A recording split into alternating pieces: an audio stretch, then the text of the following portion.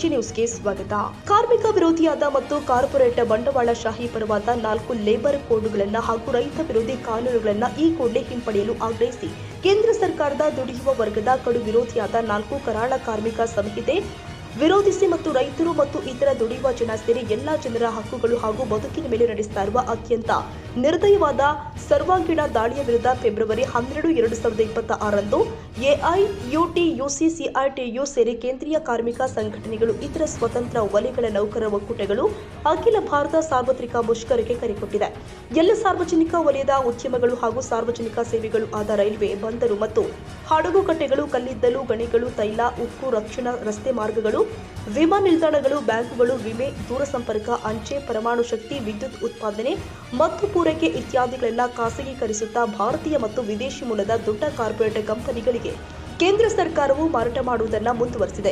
ಇದರಿಂದಾಗಿ ಸ್ಥಳೀಯ ಕೈಗಾರಿಕಾ ಆರ್ಥಿಕ ಬೆಳವಣಿಗೆ ಕುಂಠಿತಗೊಂಡಿದೆ ಮತ್ತು ನಿರುದ್ಯೋಗ ಸಮಸ್ಯೆ ಅತ್ಯಂತ ಗಂಭೀರ ಸ್ವರೂಪ ತಾಳಿದೆ. ಅಗತ್ಯ ವಸ್ತುಗಳ ಬೆಲೆ ಏರಿಕೆ, ಶಿಕ್ಷಣ ಹಾಗೂ ಆರೋಗ್ಯದ ಖಾಸಗೀಕರಣ, ವ್ಯಾಪಾರೀಕರಣ, ಆರ್ಥಿಕ ಅಸಮಾನತೆಗಳು ಹೆಚ್ಚಾಗ್ತಾ ಇರೋದ್ರಿಂದ ಜನ ತೀವ್ರ ಸಂಕಷ್ಟಕ್ಕೆ ತಳ್ಳಲ್ಪಟ್ಟಿದ್ದಾರೆ. ನರೇಗಾ ಯೋಜನೆಯನ್ನ ವಿಬಿಜಿ ರಾಮ್ ಅಂತ ಬದಲಿಸಿ ಉದ್ಯೋಗ ಖಾತ್ರಿಯ ಹಕ್ಕನ್ನೇ ಕಸಿದುಕೊಂಡು ಹಳ್ಳಿಯ ಬಡ ಜನರ ಆಸರೆಯನ್ನ ಕಿತ್ತುಕೊಂಡಿದೆ. ವಿದ್ಯುತ್ ತಿದ್ದುಪಡಿ ಮಸೂದೆ 2025 ಕಾಯ್ದೆ ಮಾಡಿ ವಿದ್ಯುತ್ ಸರಬರಾಜು ಖಾಸಗೀಕರಣಗೊಳಿಸಲು ಮುಂದಾಗಿದ್ದು, ಇದುವರೆಗೂ ರಕ್ಷಿಸಲ್ಪಟ್ಟಿದ್ದ ವಿಮಾ ಕಂಪನಿಗಳನ್ನು ಶೇಕಡ 100ರಷ್ಟು ವಿದೇಶಿ ಮತ್ತು ದೇಶೀಯ ವ್ಯಾಪಾರಿ ಮನೆತನಗಳಿಗೆ ತೆರೆದಿದೆ. ಅಣುಶಕ್ತಿ ಅಭಿವೃದ್ಧಿಪಡಿಸುವ ಹೆಸರಲ್ಲಿ ಜನರ ಸುರಕ್ಷತೆಗೆ, ಅಣುಶಕ್ತಿ ಭದ್ರತೆಗೆ ಅಪಾಯವನ್ನ ತಂದಿದೆ. ಇಷ್ಟು ಸಾಲದೆಂಬಂತೆ ಅರಾವಳಿ ಪರ್ವತ ಶ್ರೇಣಿಯನ್ನ ನಾಶ ಮಾಡಲು ಅವಕಾಶ ಕಲ್ಪಿಸಿದ ಸುಪ್ರೀಂ ಕೋರ್ಟಿನ ತೀರ್ಪು ಉತ್ತರ ಭಾರತ ಜನರ ಬದುಕನ್ನ ಗಂಡಾಂತರಕ್ಕೆ ತಳ್ಳಿರೋದು ಆತಂಕದ ಸಂಗತಿಯಾಗಿದೆ. ಕೇಂದ್ರ ಸರ್ಕಾರದ ವಿವಿಧ ಸ್ತ್ರೀಗಳಲ್ಲಿ ದುಡಿಯುವ ಕೋಟ್ಯಾಂತರ ಆಶಾ ಅಂಗನವಾಡಿ ಬಿಸಿಯೂಟ ಕಾರ್ಮಿಕರನ್ನ ಸರ್ಕಾರ ನೌಕರ ಸ್ಥಾನಮಾನ ನೀಡಿದೆ. ಕನಿಷ್ಠ ವೇತನ ಹಾಗೂ ಪಿಎಫ್, ಇಎಸ್ಐ, ನಿವೃತ್ತಿ ಪರಿಹಾರವನ್ನ ಒದಗಿಸದೆ ಬಿಡಿಗಾಸಲ್ಲಿ ದುಡಿಸಿಕೊಂಡು ಶೋಷಿಸಲಾಗ್ತಾ ಇದೆ. ಗುತ್ತಿಗೆ ಕಾರ್ಮಿಕರು, ನಿರ್ಮಾಣ ಕಾರ್ಮಿಕರು, ಬೀಡಿ ಕಾರ್ಮಿಕರು, ಗೃಹ ಕಾರ್ಮಿಕರು, ವಲಸೆ ಕಾರ್ಮಿಕರು, ಗಿಗ್ ಪ್ಲಾಟ್ಫಾರ್ಮ್ ಕಾರ್ಮಿಕರು, ಅಪಾರ ಸಂಖ್ಯೆಯ ಅನೌಪಚಾರಿಕ ಅಸಂಘಟಿತ ಕಾರ್ಮಿಕರಿಗೆ ಭದ್ರತೆ ಒದಗಿಸದೆ ನಿರ್ದಯ ಶೋಷಣೆಗೆ ಗುರಿ ಮಾಡಲಾಗಿದೆ. ಈ ಲೇಬರ್ ಕೋಡ್ಗಳಿಂದ ದುಡಿಯುವವರ ಬದುಕು ಬಂಗಾರವಾಗುತ್ತದೆ ಎಂದು ಮಾಧ್ಯಮದಲ್ಲಿ ತುತ್ತೂರಿ ಊದಲಾಗ್ತಾ ಇದೆ.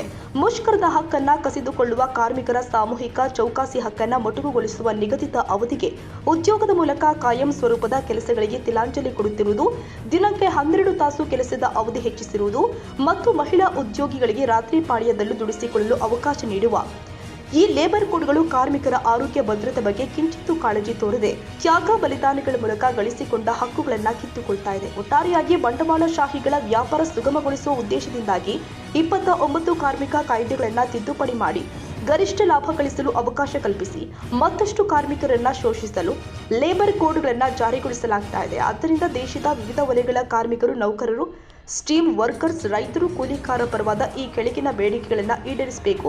ಕಾರ್ಮಿಕ ಸಂಘಟನೆಗಳ ಜಂಟಿ ಸಮಿತಿ ಯಾದಗಿರಿ ಹಾಗೂ ಸಂಯುಕ್ತ ಹೋರಾಟ ಕರ್ನಾಟಕ ಜಂಟಿಯಾಗಿ ಕೇಂದ್ರ ಸರ್ಕಾರವನ್ನು ಒತ್ತಾಯಿಸುತ್ತೆ. ಹಾಗಿದ್ರೆ ಬೇಡಿಕೆಗಳನ್ನ ನೋಡೋದಾದ್ರೆ 4 ಟಿಂಬರ್ ರೋಡ್ ಒದಗಿಸಿ, ವಿಬಿಜಿ ರಾಮ್ಜಿ ವಿಮಾ ಕಾಯ್ದೆ, ತಾಂತಿ ಕಾಯ್ದೆ ರದ್ದುಗೊಳಿಸಿ, ವಿದ್ಯುತ್ ಕಾಯ್ದೆ ತಿದ್ದುಪಡಿ, ಬೀಜ ಕಾಯ್ದೆ, ಭೂಸ್ವಾಧೀನ ಕಾಯ್ದೆ ರದ್ದುಗೊಳಿಸಿ, ಕರ್ನಾಟಕ ರಾಜ್ಯ ಸರ್ಕಾರ ಲೇಬರ್ ಕೋಡ್ಗಳಿಗೆ ನಿಯಮಾವಳಿ ರಚಿಸಬಾರದು ಮತ್ತು ಎಲ್ಲ ಜನ ವಿರೋಧಿ ಮಸೂದೆ ಹಿಂಪಡೆಯಬೇಕು. ಕರ್ನಾಟಕ ರಾಜ್ಯ ಕನಿಷ್ಠ ವೇತನ ಪರಿಷ್ಕರಣೆ ಜಾರಿಗೊಳಿಸಬೇಕು. ಇತರೆ ಬೇಡಿಕೆಗಳನ್ನ ಮುಂದಿಟ್ಟಿದ್ದಾರೆ. ಇನ್ನು ವಂದನೆಗಳನ್ನ ತಿಳಿಸುವಂತವರು ಕೆ ಸೋಮಶೇಖರ್, ಯಾದಗಿರಿ ರಾಜ್ಯ ಕಾರ್ಯದರ್ಶಿ, ಎಐಯುಟಿಯು.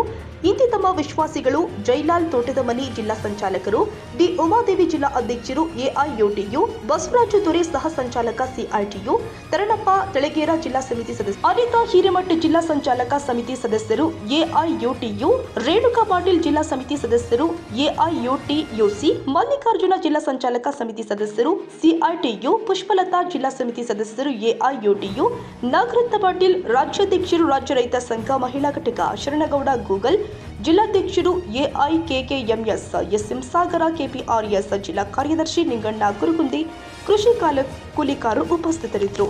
Nizamuddin, Yadagiri, AG news.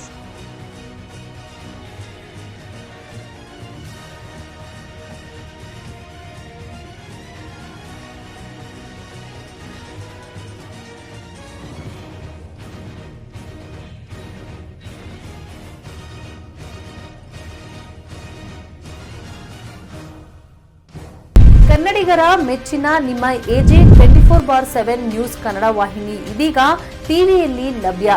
ಒಂದು ವೇಳೆ ನೋಟಿಸ್ ಕೊಟ್ಟಿದ್ರೆ ವಾಪಸ್ ತಗೋತೀವಿ. ಇವತ್ತು ವಕ್ಫ್ ಪ್ರಾಪರ್ಟಿ ಅಂತೇಳಿ ಬರ್ತದೆ ಅಂತ ಹೇಳಿದ್ರೆ ರೈತರು ಬೀದಿಗೆ ಬದಲು ಏನ್ ಮಾಡ್ಬೇಕಾಗುತ್ತೆ? ಯಾರು ವೋಟ್ ಹಾಕಿಲ್ಲ ಅಂದ್ರೆ ಗ್ಯಾರಂಟಿನೆಲ್ಲ ಸ್ಟಾಪ್ ಮಾಡ್ಬಿಡ್ತೀವಿ.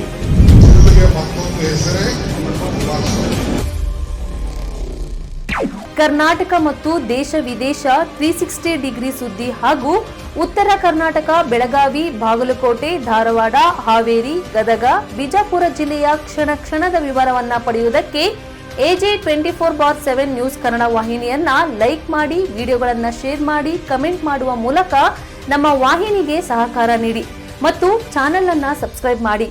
ಧನ್ಯವಾದಗಳು.